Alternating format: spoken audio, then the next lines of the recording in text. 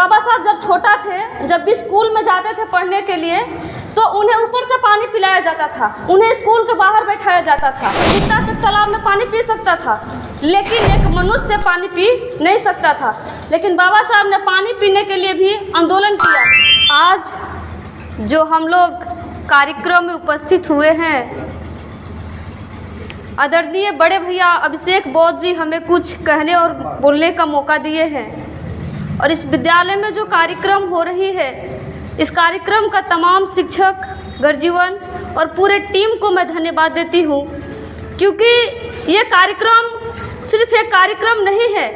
इन लोगों में संदेश जाना चाहिए कि आज बुद्ध के मानने वाले, बुद्ध के विचार पर चलने वाले लोग जो है जागरूक हो रहे हैं। और ये बात सिर्फ स्कूल तक नहीं, घर घर तक पहुंचनी चाहिए। मैंने कई बार अपने जीवन में इस चीज़ों को देखा है कि कहीं भी कार्यक्रम होता है, उस कार्यक्रम में महिलाएं की उपस्थिति बहुत कम होती है।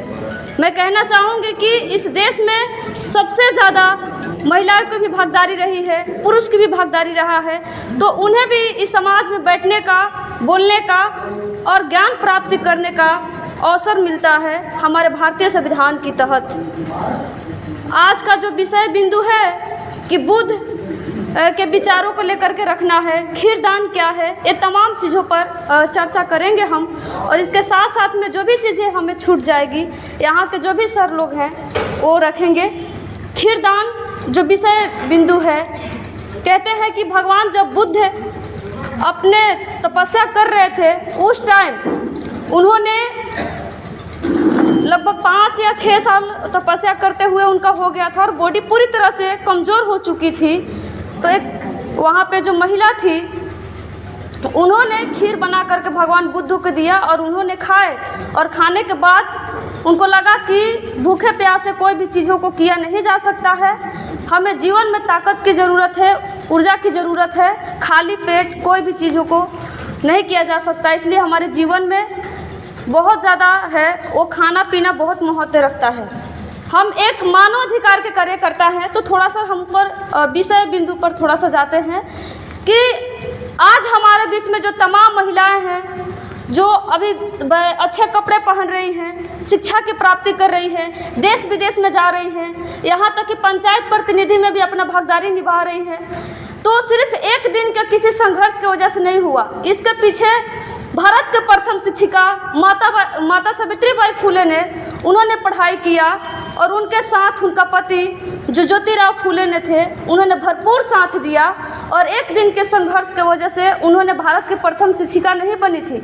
जब उन्होंने भी घर से निकली थी तो कई सारे लोगों ने उन पर गोबर, कीचड़, मिट्टी बिकते थे और उन्होंने इस चीज़ों को झेलते हुए, परेशानी को सामना करते हुए उन्होंने ठान लिया कि आज मैं इस देश में रह करके पढ़ाई करूंगी। और भारत के प्रथम शिक्षिका उन्होंने बनी।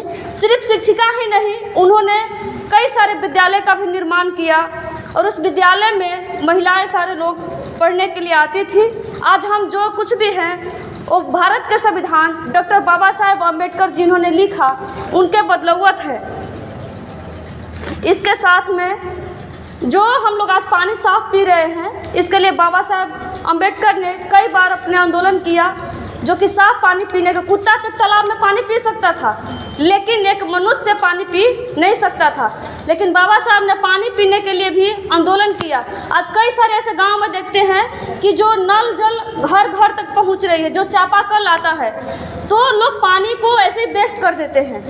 लेकिन उस पानी के लिए बाबा साहब ने कितना तड़पा है, कितना संघर्ष किया है, इस चीज़ों को कोई नहीं जान सकता है, नहीं पहचानता है कि पानी हम क्यों बर्बाद कर रहे हैं। पानी को हमें बचाना चाहिए, क्योंकि बाबा साहब जब छोटा थे, जब भी स्कूल में जाते थे पढ़ने के लिए, तो उन्हें ऊपर से पानी पिलाया जाता था, उन्हें स्कूल के बाहर बैठाया जाता था।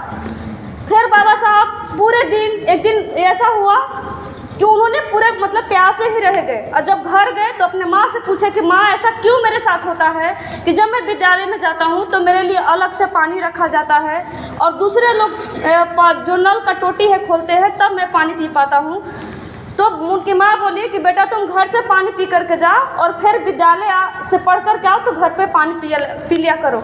और उनकी माँ फूट फूट के रोने लगी और फिर इसके बाद में उन्होंने कहा कि माँ, अगर मेरे जीवन में मैं कुछ करूँगा तो सबसे पहले पानी के लिए आवाज़ उठाऊंगा। और बाबा साहब ने प्रथम बार उन्होंने पानी के लिए महासत्याग्रह किया। और वो पानी को बचाना हम सभी की जिम्मेदारी है कि क्योंकि पानी को वेस्ट ना करें। आज हम कोई भी व्यक्ति है जो न्याय का गुहार लगाते हैं, जो हमारी हक है, अधिकार है, नहीं देते हैं, तो हमारे संविधान के बदौलत ही हम सब चीज़ों को मिला हुआ है। इसी के साथ अपनी बात को समाप्त कर रही हूँ। सभी को जय भीम, नमो बुद्धाय।